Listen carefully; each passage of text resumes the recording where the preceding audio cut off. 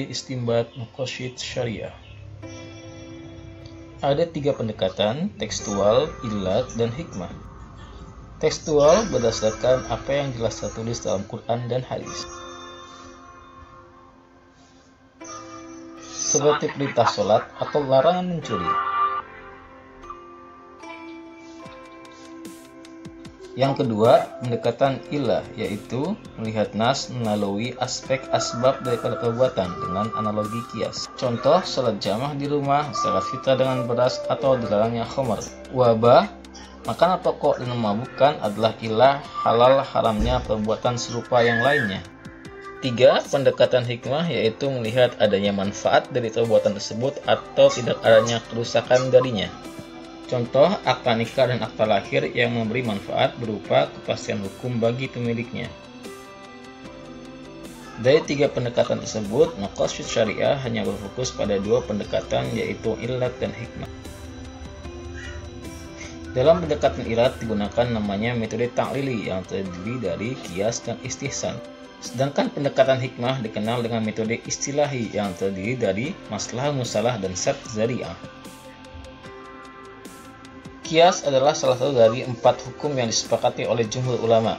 Di antara contohnya adalah zakat fitrah dari gandum ke beras, hukum waris, dan haramnya semua kegiatan saat sholat Jumat.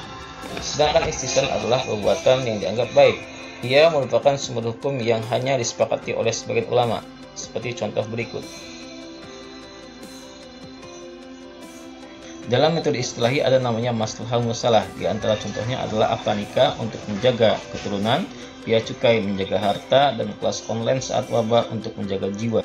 Sedangkan zariah adalah perantara. Sad artinya menutup dan fat membuka. Artinya sad adalah menutup perantara yang buruk, sedangkan fat adalah membuka perantara yang baik.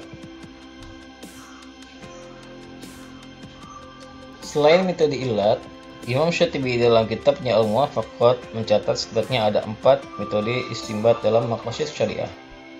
Contoh untuk dalil am adalah seperti halalnya jual beli secara umum sebelum datangnya hadis yang mengharamkan jual beli goror. Selanjutnya adalah jalbul masalih badalul mafsadah, yaitu melihat ada maslahat dari suatu perbuatan dengan menghilangkan mafsadahnya.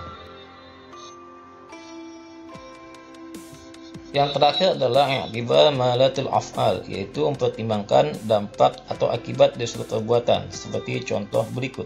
KPR bank konvensional dibolehkan karena saat itu di Maroko belum ada bank syariah, sedangkan di Mesir diharamkan karena sudah ada bank syariah.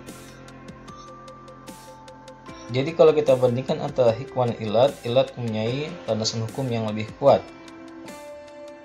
Seperti haramnya semua makanan dan minuman yang memabukkan yang diambil dari ilatnya khamar.